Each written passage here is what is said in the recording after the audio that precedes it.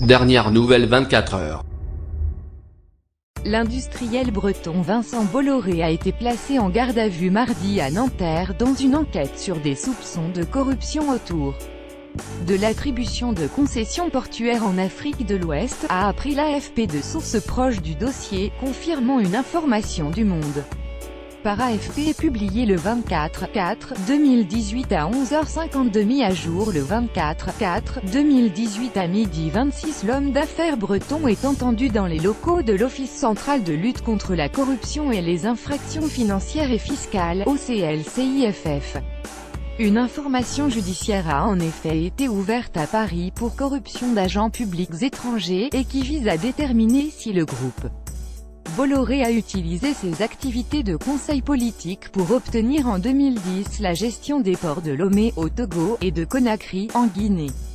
Selon les informations du Monde, les magistrats soupçonnent les dirigeants du groupe d'avoir utilisé leur filiale de communication Avast pour faciliter l'arrivée au pouvoir de dirigeants africains en assurant des missions de conseil et de communication sous-facturées.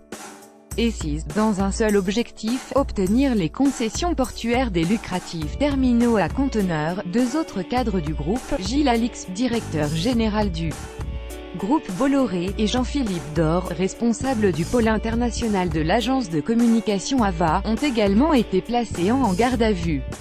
Une enquête préliminaire ouverte déjà en juillet 2012 confiée au juge financier Serge Tournaire et Aude Burézy, cette information judiciaire, portant sur des soupçons de corruption d'agents publics étrangers, a pris la suite d'une enquête préliminaire ouverte en juillet 2012 par le parquet de Paris, puis transférée au parquet national financier. Dans un communiqué, le groupe Bolloré a formellement démenti toute irrégularité liée à ses activités africaines. Une perquisition avait déjà eu lieu en avril 2016 à la tour Bolloré de Puteaux, Hauts-de-Seine, siège notamment du groupe Bolloré Africa Logistics, en particulier dans les bureaux de Vincent Bolloré, alors PDG du groupe, marché obtenu après l'élection d'Alpha Condé en Guinée en enquêtant sur les relations de Francis Pérez, président du groupe PEFACO, une société spécialisée dans l'hôtellerie et les jeux et très implantée en Afrique, que les enquêteurs ont été amenés à se pencher sur les activités africaines de Vincent Bolloré. Francis Pérez comptait parmi ses relations Jean-Philippe Dor, salarié de la société de communication AVA, qui s'est notamment occupé en 2010 de la campagne présidentielle guinéenne du candidat Alpha Condé, élu président en novembre 2010. Alpha Condé avait résilié le 8 mars 2011 par décret la convention de concession du terminal à conteneurs du port de Conakry octroyée en 2008 pour une durée de 25 ans à Jetma, une filiale de l'armateur français NCT Nécotran.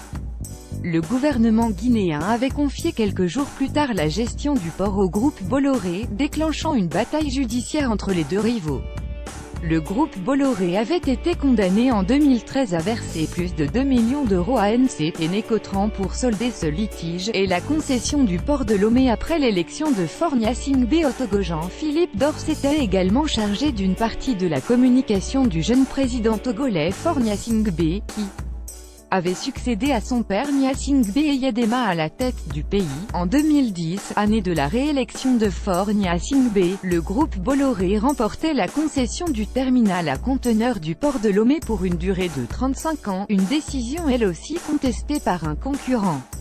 La présidence de Vivendi cédée à son fils Yannick. Cette garde à vue de Vincent Bolloré intervient alors qu'il y a quelques jours, l'industriel breton cédait la présidence du conseil de surveillance de Vivendi à son fils Yannick, à la tête du groupe de publicité AVA, justice, société, corruption, faits divers, les locales, Antaol Lagade, itinéraire, et Iroise.